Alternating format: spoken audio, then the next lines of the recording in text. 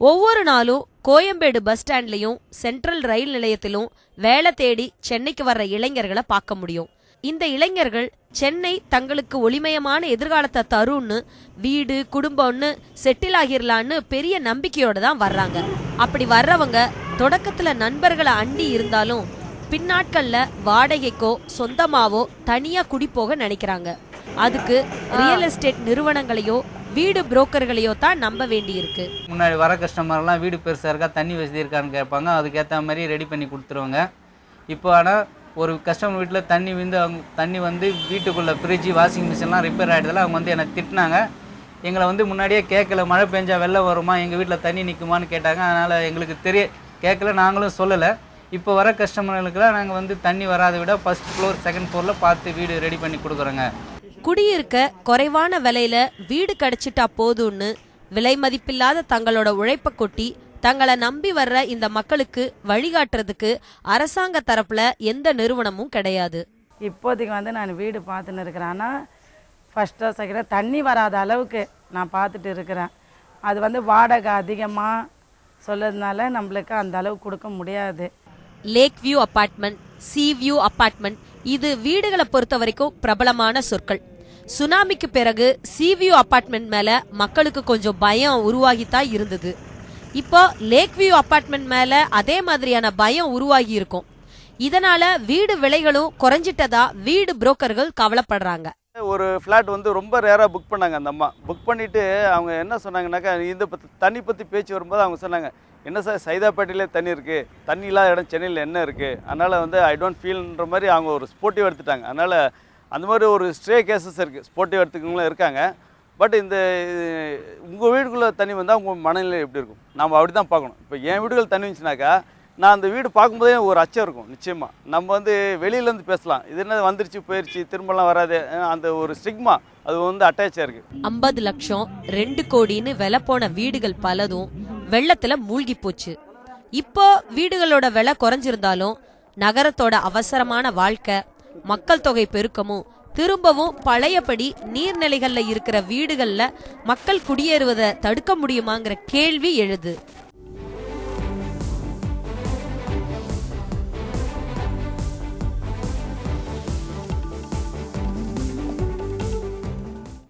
சென்னை ஊதி பெருகுதுன்னு சொற்களால சொல்றது கணக்குகள்ல காண்பிக்கிறது போலதான் இருக்குது. மக்கள் தொகை பெருக்கம் குறைவா இருந்த காலத்துல உருவாக்கப்பட்ட கழிவு நீர் கால்வாய்களையும் வெள்ள நீர் வடிகாலையும் வச்சுக்கிட்டு மேல மேல கட்டடங்களை எழுப்பினதுதான் வெள்ளத்துக்கு முக்கியமான காரணம்னு ஆய்வாளர்கள் சொல்றாங்க.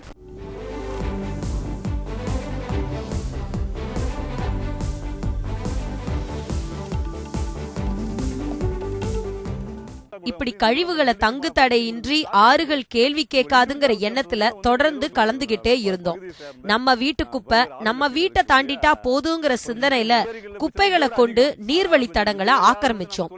இந்த வெள்ளத்துல ஆறுகள் எதிர்வினை ஆற்றி இருக்குன்னு தான் சொல்லணும். தன் மேல வீசி எறியப்பட்ட குப்பைகள் எல்லாத்தையும் நகர தெருக்கள்ல வீசி எரிஞ்சிட்டு போயிருக்கிறத நாம பார்க்க முடியுது. இது ஏன் நடந்ததுங்கிற கேள்வி நம்மளுக்கு எழ வேண்டாமா? அதுக்கு மாறா இயற்கை மேல குற்றம் சுமத்துறது நம்மள நாமளே குற்ற உணர்விலிருந்து விடுவிச்சுக்கிற முயற்சி போலதான் தோணுது.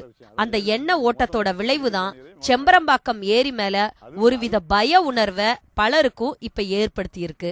இந்த பயம் செயற்கையானதுன்னு சுற்றுச்சூழல் ஆர்வலர் நடராஜன் சொல்றாரு. செம்பரம்பாக்கம் ஏரியிலிருந்து 3 களங்களும் 9 மதகுகளும் உள்ள ஏரியது. இந்த 9 மதகுலிருந்து கிட்டத்தட்ட ஒரு 15-20 கால்வாய்கள் தான் இந்த நீர்ப்பாசத்துக்கு பயன்பட்டது. இந்த நீர்ப்பாசத்துக்கு விவசாயத்துக்கான நீர்ப்பாசத்துக்கான பயன்பட்டது. அது இன்றைக்கு விவசாயம் அழிஞ்சு போய் ரியல் எஸ்டேட்டாக மாறினால இந்த 15 கால்வாய்களும் தூர்வாரப்படலை. இந்த எல்லா கால்வாய்களும் எங்கே போய் சேரும்னா அடையாறு ஆற்று ஒவ்வொரு இங்கேருந்து பார்த்தீங்கன்னா நேராக இங்கே குண்டத்தூரில் நீங்கள் சோமங்கலம் ஆரம்பித்து இது வரைக்கும் இருக்குது, என்னது போரூர் வரைக்கும் எல்லாம் அனாபத்தோடு தொடர்புபட்டுருக்காங்க. இந்த ஏரியாக்களில் இந்த கால்வாய் வழியாக இது பாஞ்சிருந்ததுன்னா, இந்த தண்ணீர் பாஞ்சுன்னா ஒழுங்காக போய் அடையாற்றுல ஆற்றுல சேர்ந்துருக்கும். அது அங்கேருந்து அடையாறு ஆற்றுலேருந்து சரியாக இதுக்கு போய் சேர்ந்துருக்கும். ஆனால் இந்த 9 கால்வாயினுடைய எல்லா கால்வாய்களும் தூர்வாரப்படலை, மொத்தமே நின்று போச்சு அது எல்லாமே. பேரிடர்ல பாதிக்கப்பட்ட மக்களுக்கு நிவாரணம் கொடுக்க பயன்படுத்தின பைகள் பிளாஸ்டிக் பைகளா தான் இருந்தது. மனிதனுக்கு மட்டும் நிவாரணம் கிடைச்சா போதுமா? இயற்கைக்கு ஏற்பட்டிருக்கிற காயம் ஆற்றப்பட வேண்டாமா? இருக்க ஒரு வீடுங்கிறது மனிதனோட உரிமைன்னு சொன்னா, தன்னோட வழித்தடம் முழுவதையும் மனுஷங்க ஆக்கிரமிச்ச துரோகத்துக்கு ஆறுகள் யார்கிட்ட தன்னோட உரிமையை கேட்கும்? ஆறுகள் என்ன கேள்வியா கேட்க போகுதுன்னு நினைச்சிட்டு இருந்த நம்மளோட நினைப்பு தான் தப்புன்றாரு முன்னாள் IAS அதிகாரி தேவசகாயம்.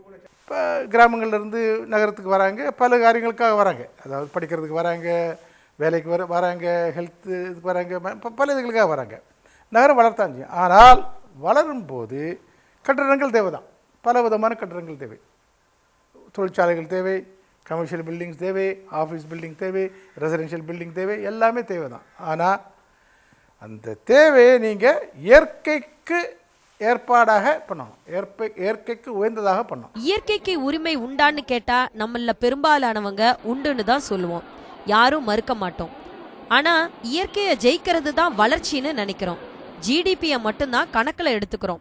இது வளர்ச்சியை போல ஒரு தோற்றத்தை தந்தாலும் இது வளர்ச்சி இல்லைன்னு உலக வங்கிகளோட அறிக்கைகளை வச்சு எடுத்துக்காட்டு சொல்றாரு சமூக ஆர்வலர் பாடம் நாராயணன். ஒரு 3 ஆண்டுகளுக்கு முன்னால் உலக வங்கி ஒரு ஆய்வு வெளியிட்டது. அது இந்திய அரசு கேட்டுக்கொண்டு வெளியிட்ட ஒரு ஆய்வு. அந்த ஆய்வில் என்ன சொல்கிறாங்கன்னா, இந்தியாவில் இப்போ இன்றைக்கு 9 விழுக்காடு வளர்ச்சி, 8 விழுக்காடு வளர்ச்சின்னு, பொருளாதார வளர்ச்சின்னு சொல்கிறாங்க. GDPயில் உள்நாட்டு பொருளாதார உற்பத்திக்கான அந்த விகிதம் அது GDPயில் தான் பண்ணுவாங்க வளர்ச்சியை. ஆனால் அந்த பொருளாதார வளர்ச்சி என்பது ஒரு மாயைன்னு உலக வங்கியே சொல்லியிருக்காங்க. ஏன்னா கடந்த காலங்களில் பார்த்திங்கன்னா அது உலக வங்கி தான் பெரிய பெரிய வளர்ச்சிக்காக வித்துட்டுது இந்த மாதிரியான வளரும் நாடுகளில். இப்போ உலக வங்கி என்ன சொல்லியிருக்காங்கன்னா, சுற்றுச்சூழல் சீர்கேடுனால இந்த வளர்ச்சி பெரிய அளவில் பாதிக்கப்பட போகின்றது அப்படின்னு சொல்லிடுறது மட்டும் இல்லாது, இந்தியாவில் சராசரியாக சுற்றுச்சூழல் சீர்கேடுனால இருக்கிற பொருளாதார இழப்பு என்பது கிட்டத்தட்ட 4.5 விழுக்காடு. வளர்ச்சின்னு நம்ம நம்புறது வளர்ச்சி இல்ல, வீடுன்னு நம்புறது வீடு இல்ல, அது இயற்கையோட குடில்னு சுற்றுச்சூழல் ஆர்வலர்கள் சொல்றாங்க. அன்றாடங்காய்ச்சிகளை போல ஓடிக்கொண்டிருக்கிற நாம நின்னு நிதானித்து எப்ப யோசிக்க போறோம்? இப்ப நாம நின்னுட்டு இருக்கிற இடம் முடிச்சூர் பகுதியில் இருக்கிற சீக்கண்ணா ஏரி அப்படிங்கிற ஒரு ஏரி. ஆங்கிலேயர் காலத்துல இந்த ஏரியை தூர்வார்னதா சொல்றாங்க. கிட்டத்தட்ட 60 ஏக்கர் விவசாய நிலங்களுக்கு இந்த ஏரி ஒரு பாசன ஏரியா இருந்தது அப்படின்னு இங்க இருக்கிற பஞ்சாயத்து அலுவலகத்தை சேர்ந்தவங்க சொல்றாங்க. இந்த முடிச்சூர் பகுதி இப்ப எப்படி மாறி போயிருக்குன்னா, பெரிய நெடுஞ்சாலை வந்திருக்குது, குடியிருப்பு பகுதிகள், பெரிய பெரிய நிறுவனங்கள் எல்லாம் இந்த இடத்துல வந்திருக்கிறத நம்மளால பார்க்க முடியுது. இந்த முடிச்சூர் பகுதிக்கு ஏற்பட்ட இழப்பு அப்படிங்கிறது பெரிய அளவுல இருந்தது. ஆனா கூட ஒரு 3 மாத காலத்துக்கு முன்பு தான் இந்த 24 ஏக்கர் பரப்பளவுல இருந்த ஏரிய ஓரளவுக்கு தூய்மை செய்யணும்னு சொல்லி ஒரு 8 ஏக்கர் பரப்பளவுல தூய்மைப்படுத்தி 15 அடிக்கு ஆழப்படுத்தினாலதான் தண்ணீர் நிரம்பி தேங்கி இருக்கிறத நம்மளால பார்க்க முடியுது. இதனால கூட அந்த பாதிப்பை ஓரளவுக்கு கட்டுப்படுத்த முடிஞ்சது அப்படின்னு இங்க இருக்கிற பஞ்சாயத்து அலுவலகத்தை சேர்ந்த அதிகாரிகள் சொல்றாங்க. நாம இன்னும் நிறைய இடங்களுக்கு பயணிக்க போறோம். இந்த ஏரிகள், குளங்கள், இதனுடைய அத்தியாவசியம் என்ன அப்படின்றதையும் நம்ம பார்க்க போறோம்.